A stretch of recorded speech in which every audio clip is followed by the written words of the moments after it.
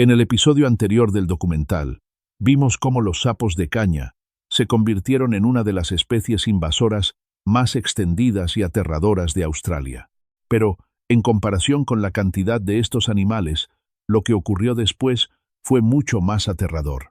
En el norte de Australia, donde se encuentra una de las últimas grandes rocodíes silvestres de humedales del país, la gente comenzó a descubrir grandes cantidades de animales muertos a lo largo de las orillas de los ríos. Muchos de ellos ya se habían descompuesto bajo el intenso calor tropical.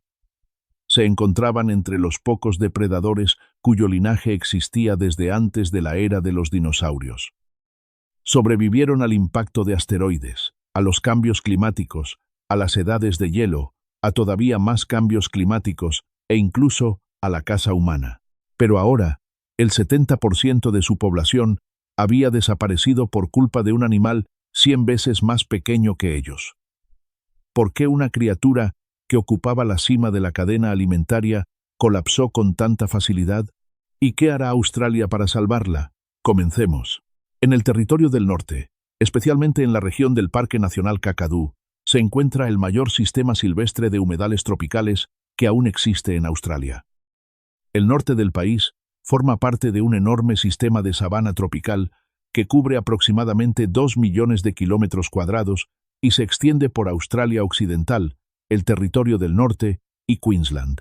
En el centro de este sistema se encuentra el Parque Nacional Kakadu, que ocupa unos 19.800 kilómetros cuadrados, aproximadamente el tamaño de un pequeño país como Eslovenia o El Salvador, y está reconocido como Patrimonio de la Humanidad. Cuando llega la estación lluviosa, el agua desciende desde las mesetas y transforma las secas llanuras de inundación en un enorme mar interior. Los ríos, billabongs, cañaverales, bosques estacionalmente inundados y zonas costeras de mareas comienzan a conectarse. Imagine este lugar como una gigantesca ciudad submarina. Peces nadando, ranas croando durante toda la noche, insectos multiplicándose, aves acuáticas llegando para alimentarse, mientras las serpientes y millones de otras criaturas se vuelven más activas. Pero toda ciudad abarrotada necesita algo que mantenga el orden. En los humedales del norte de Australia son los cocodrilos los que ayudan a preservar ese equilibrio. Los antepasados de los cocodrilianos aparecieron hace aproximadamente 200 millones de años antes de que muchos dinosaurios dominaran por completo la Tierra. Sobrevivieron a extinciones masivas, antiguos cambios climáticos y numerosos ciclos glaciales. Después de millones de años de evolución, siempre se mantuvieron como especies clave.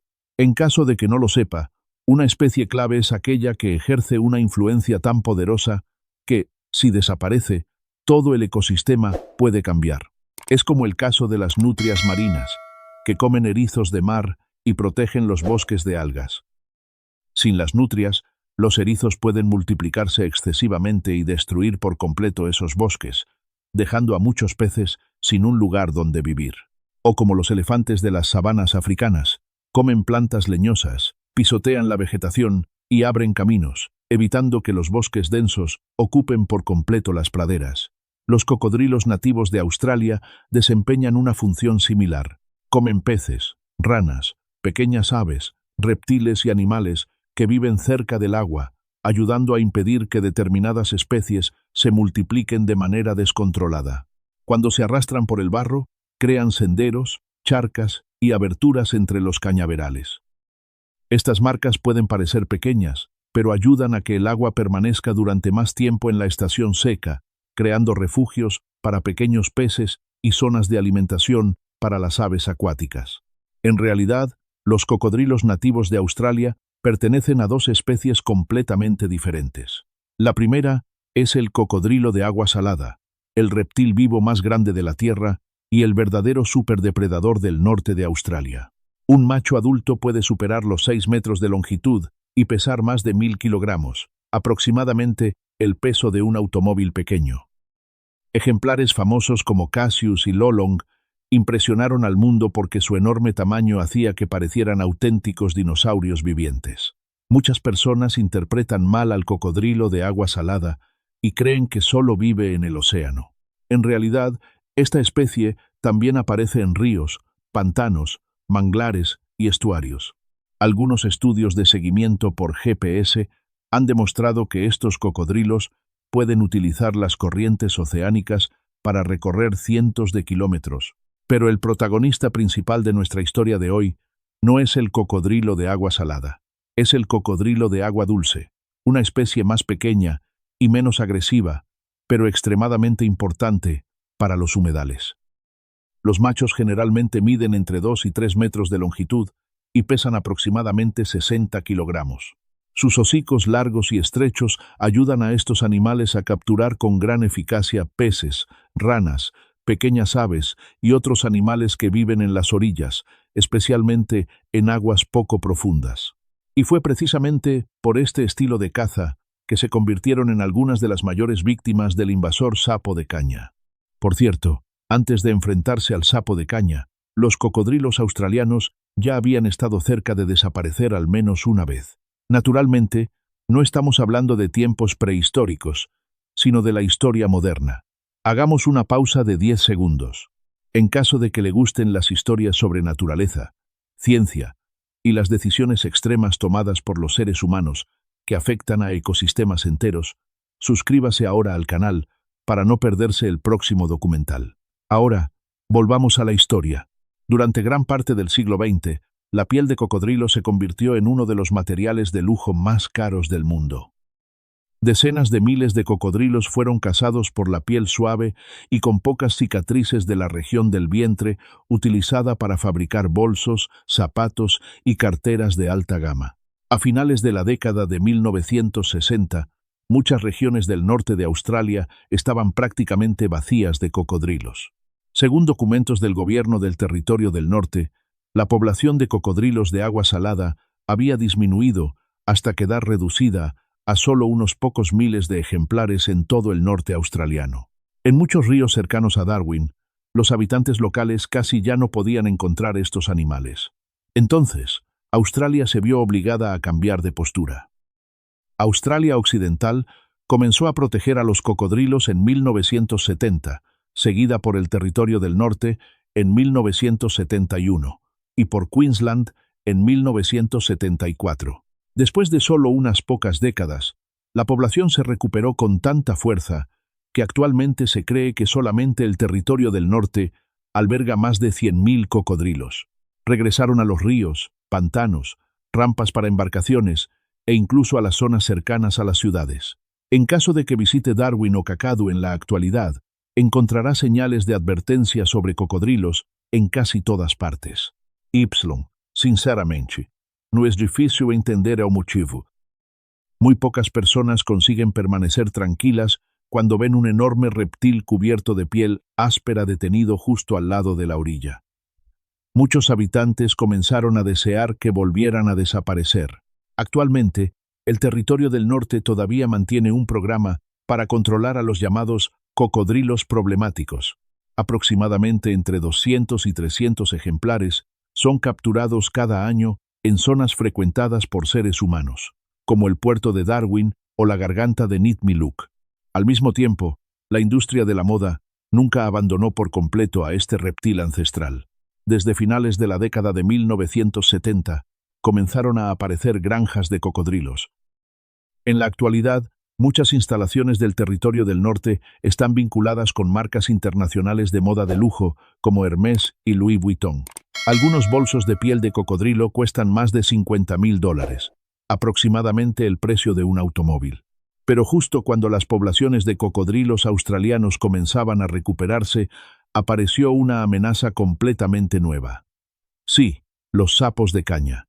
Repasemos rápidamente algunos datos sobre ellos.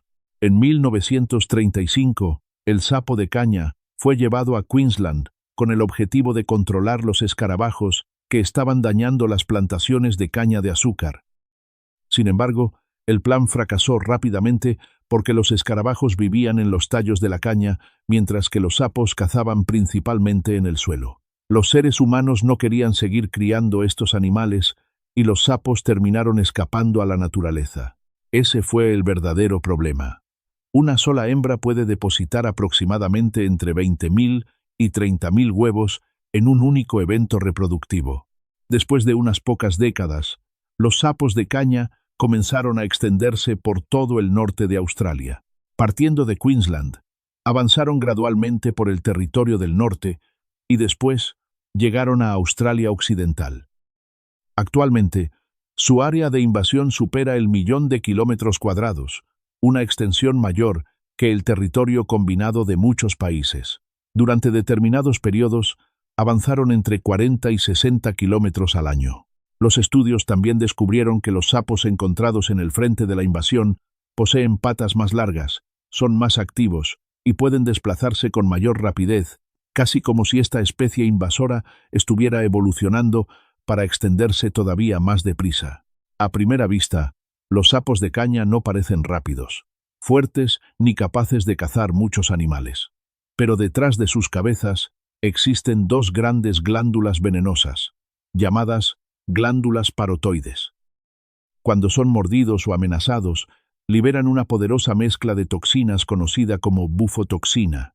Este veneno puede alterar los latidos del corazón, provocar convulsiones, parálisis y matar a un depredador en muy poco tiempo. Y lo peor es que todo el ciclo de vida del sapo, desde los huevos y renacuajos hasta los ejemplares adultos, es tóxico. Para los cocodrilos, una especie especializada en cazar en las orillas del agua, esto es extremadamente peligroso. Entonces, aquello que muchos ecologistas temían, finalmente ocurrió. A medida que los sapos de caña avanzaban hacia nuevos sistemas fluviales y humedales, los cocodrilos comenzaron a morir en grandes cantidades en determinadas regiones del norte de Australia, pero el problema no afectaba únicamente a unos pocos animales aislados. Poblaciones enteras comenzaron a disminuir al mismo tiempo. Es algo serio. Un conocido estudio, publicado en 2008, analizó los ríos de la región del río Victoria, en el territorio del norte, y descubrió que el número de cocodrilos de agua dulce, adultos, en determinados tramos, cayó aproximadamente entre un 70 y un 77%, pocos años después de la llegada de los sapos de caña. Antes de eso, los investigadores observaban regularmente los ojos de los cocodrilos reflejando la luz de sus linternas a lo largo de las orillas durante la noche. Pero después de la llegada de los sapos, muchos tramos de los ríos se volvieron extrañamente silenciosos. También se encontraron numerosos cadáveres de cocodrilos con sapos dentro del estómago o cerca de la boca. Todos sabemos cuál fue la causa. El problema se volvió todavía más grave, porque los cocodrilos adultos son extremadamente importantes para la capacidad de recuperación de la población.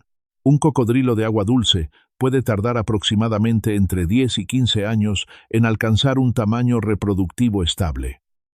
En canas, grandes insectos y otros anfibios.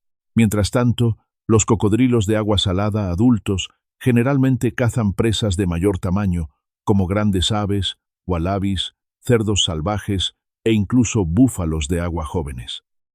Por eso, los sapos pequeños les resultan mucho menos atractivos.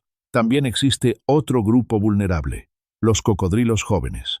Son más curiosos, tienen menos experiencia y presentan una reacción extremadamente intensa ante cualquier cosa que se mueva cerca de la superficie del agua. Cuando ven a un sapo saltando por el barro, muchos se lanzan hacia él y lo muerden casi instintivamente. Y algunas veces, una sola mordida es suficiente para matarlos. Algunos estudios de campo llegaron a registrar cocodrilos jóvenes mordiendo un sapo, escupiéndolo y muriendo poco tiempo después. Y los cocodrilos no fueron las únicas víctimas. A medida que los sapos de caña avanzaban por el norte de Australia, muchos otros depredadores nativos comenzaron a desaparecer de la misma manera. Los estudios de campo registraron disminuciones superiores al 90% en las poblaciones de goannas y otros lagartos monitores en determinadas regiones, solo unos pocos años después de la llegada de los sapos. Algunas especies de serpientes, que antes eran muy comunes a lo largo de los ríos y pantanos, se volvieron extremadamente escasas después de que el frente de invasión de los sapos atravesara la región. Encontrarlas se convirtió en algo extrañamente inusual. Cuando varios depredadores comenzaron a desaparecer al mismo tiempo, los humedales del norte de Australia también comenzaron a cambiar. Cuando los cocodrilos, goanas, serpientes y quolls entraron en declive, estos humedales comenzaron a perder los frenos biológicos que habían mantenido estable el ecosistema durante miles de años. Algunos peces pequeños y anfibios aumentaron rápidamente porque comenzaron a ser cazados con menor frecuencia. Los animales carroñeros empezaron a reunirse más a menudo alrededor de los cadáveres. Algunas especies que anteriormente se desplazaban silenciosamente durante la noche comenzaron a aparecer en regiones que solían evitar. La cadena alimentaria, anteriormente equilibrada como un enorme sistema de engranajes, comenzó a perder el ritmo. Y el problema es que estos humedales ya habían sido dañados anteriormente. El norte de Australia también tiene que enfrentarse a cerdos salvajes, búfalos ferales, gatos asilvestrados, plantas invasoras, incendios forestales y cambios climáticos. Se estima que solamente los cerdos salvajes ya superan los 24 millones de ejemplares en toda Australia.